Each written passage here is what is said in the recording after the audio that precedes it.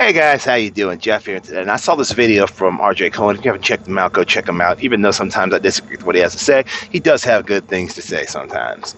But, you know, that's neither here nor there, and that's just kind of life.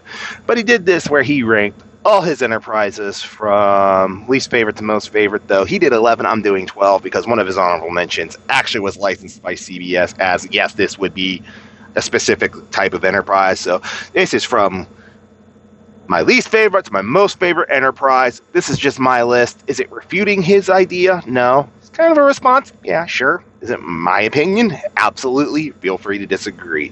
That out of the way, let's do this. Coming in at number 12, and no, I do not like this design. This is one design of the Enterprise I do not like, and as you can see, it is the Enterprise J. This thing's fugly. Oh my god, is this thing fugly. It's just a gigantic saucer, the tiny little drive section, and these itty bitty little nacelles. And that's like, I don't believe a drive section and little nacelles like that can move a ship that massive. Though, considering how big the Universe class really is, those nacelles are bigger than the original Enterprise. But still, it's just like, you took an NX class and just stretched the proportions or shrunk the proportions, and it's like, dude, really? Come on. Are you serious? I mean, let's just say that many fans that I've ever seen have panned this ship. I have seen very few times where this ship is actually liked. So, moving right along, we're come to number 11, and that is the Enterprise A from Star Trek Beyond, the third JJ movie, the new ship they get as the movie ends. And yeah, this design doesn't really work for me. I mean, I know I believe it was the Trek Yard thing and the original design of what he was going for and symmetric proportions and all that, but to me it just didn't come out very well. No offense to the guy who designed it, but this design just does not work for me. Especially if you look at it back and where the shuttle bay is supposed to be, and it's like there's no shuttle that can fit in there. No. Sorry. This design looks shiny and new, but just does not work for me. And that's quite a shame. But moving right along, and this next one, to everybody who loves TNG, and yes, I like TNG, I like it a lot, but I do not like the design of the Enterprise D. I do not. The proportions of this ship to me are all just wrong. I mean, a lot of the problems I have with the Enterprise J, I find in the Enterprise D. The drive body is just... I mean, someone pointed out the best that I can't remember who it was. It might have been Triangulum, or it might have been Eckhart's Ladder, or maybe even E.C. Henry. I don't remember who said it, but the problem is, under the saucer, there's just so much negative space. Like, the gigantic head on this tiny little body. It kind of reminds me of Johnny Bravo. It kind of reminds me of an inverse of Johnny Bravo. Big, gigantic body, tiny little head. You just flip that and you get the Enterprise D. And everyone says, oh, it's so strong, so powerful. The only thing protecting that ship are the shields, because we found out in Generations, you strip the shields away from this ship, she goes down like a glass castle. And this was, and I attribute this to Lore Reloaded, this was the ultimate hubris of Starfleet defined in this ship during the Golden Age, where Starfleet basically thought it was the biggest kid on the block until the Borg showed up and said, you got a long way to go and a short time to get there. I mean, the Enterprise D, for what she was designed to do, she was okay. Aesthetically pleasing on the inside? Absolutely. Aesthetically pleasing on the outside? No. Just no. Though, I will say, and yes, this is blasphemy, and the final titular episode where we actually had the refit galaxy with the third nacelle, and yes, I know people say about third nacelles, I don't care, it deals with some of the negative space and makes the ship look bulkier and beefier. Boy, just no on the Enterprise D. Moving right along, coming up to number 9, we have the NX class. I thought she was cool for what she was. I think she was a little too detailed considering the original Enterprise, the NCC 1701, no bloody A, B, C, or D. But for what it was and to show where the Constitution class came from, I thought this was a neat design. And they definitely nailed that aspect of being in a submarine in space, being more claustrophobic. I mean, this is humanity's first major steps into the cosmos.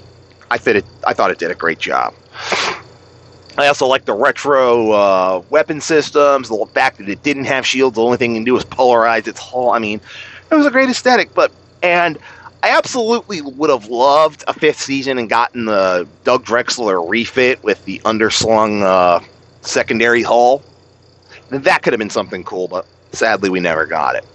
But at number 9, we have the NX-01. Moving right along, we have the Enterprise B, the Excelsior. I love the Excelsior class. All the bits they added on for the B, even though I know the behind the scenes of the reason why they did it, I still don't like it. Especially, as Rowan said, the parts on the drive section, just no. Those were fugly. I don't know what y'all were thinking. But he was also right on one point. It makes absolute sense that after the refit, the next ship would have been an Excelsior.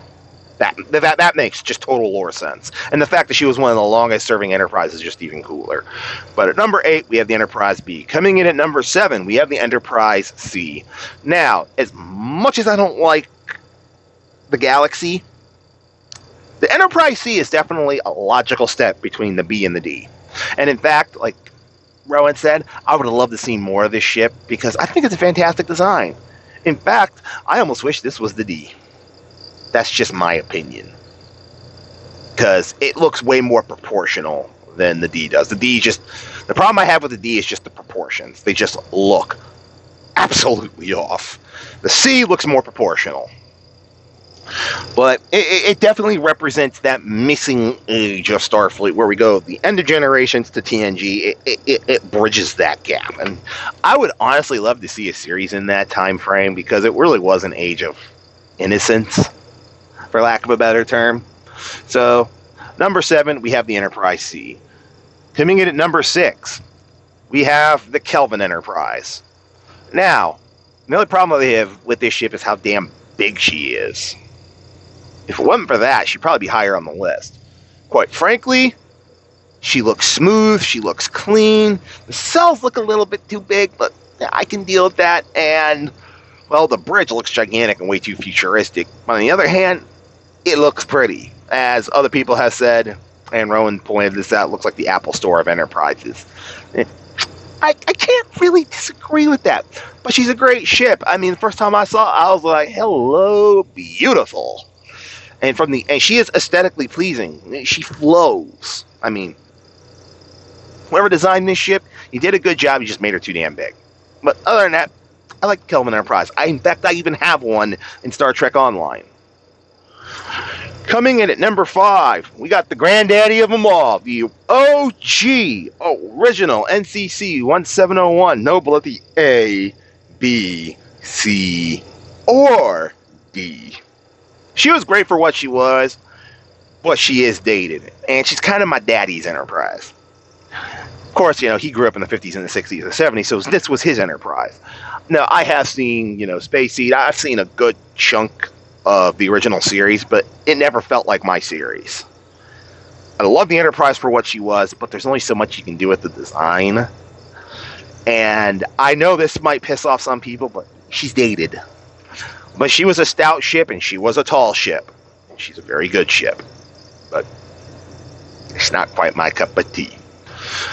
Alright, that was the original Enterprise at number 5. Coming in at number 4, we have the Enterprise E, the Sovereign. Sovereign class, she's lean, she's mean, she was overpowered as hell, and they actually had to make really, really, really powerful ships just so they'd be a threat to the Sovereign. And Rowan didn't like, how the, hull meets into the body and all that.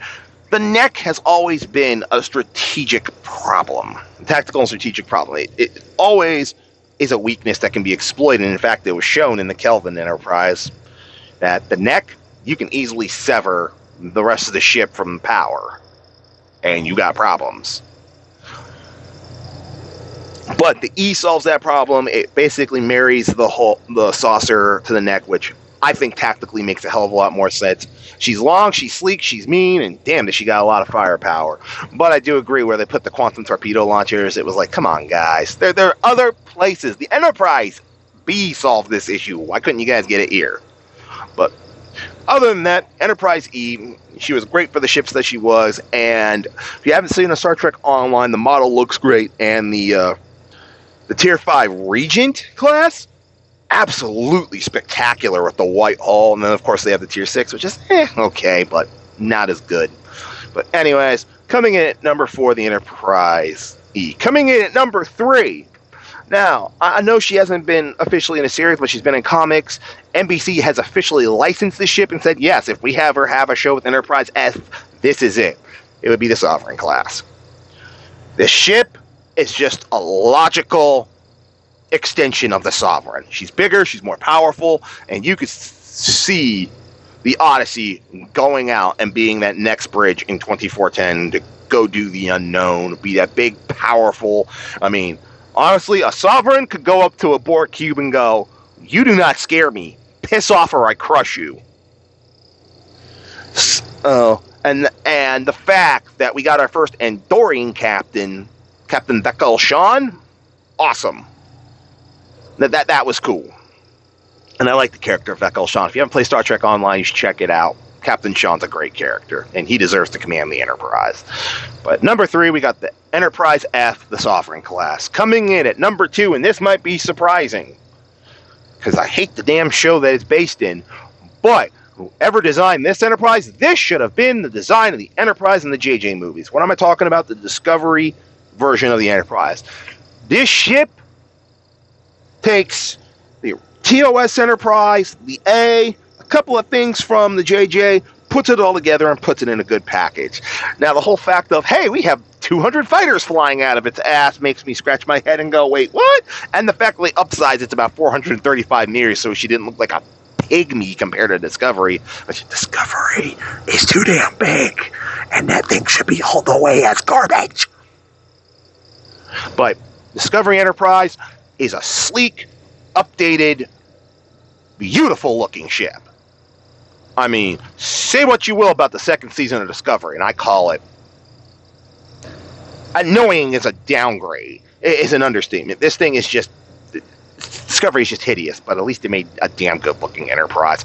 I tip my hat to them. It's Enterprise, everything I would love to see in an updated version of the TOS Enterprise. I know some people and piss off someone like Doomcock. I'm sorry, but I like what I like. All right. Now, coming in at number 1. She's the Enterprise I grew up with. I grew up with the movies. I was born in 82. The first movie I ever saw in theaters was Star Trek IV Voyage Home. It's the refit. I know Rowan had some shade, a little bit of shade to throw about in the cells, but you know what? The Enterprise refit and this Enterprise A, she's my Enterprise. I love her to pieces. I love the design. It's functional. You know, it's sleek. For its day, it was quite powerful. I mean, I can't help but love this ship. This ship is just the ship I want to go sailing the stars with. When Kirk says, all I ask is a tall ship and a star to sail her by, this is what I have in mind. And yes, I do have this ship in Star Trek Online for one of my characters, who's basically my TOS/TMP era captain. And yes, I even have the uniforms and some of the weapons. This is my girl. Give me only one ship in Star Trek to sail. Give me a Connie. And in fact, I even go so far as to say, I love the Exeter, upgraded version of the Constitution. It's in Star Trek Online. Here's a picture of it. And I think they did an absolutely fantastic job updating the Enterprise A. I'd even sail that. But favorite Enterprise of all time is the refit A. There's my baby. Okay, people. I've flapped my guns for about 10, 12 minutes. Let me know when you think in the comments below. I will be posting this video in Rowan's comments just so, hey, here's my reply. Hopefully he sees it. Where he agrees or disagrees, that's up to him. I'm Jeff. Here's a little bit of fun considering everything that's been going down. My ranking of the different enterprises, and I hope to catch you next time.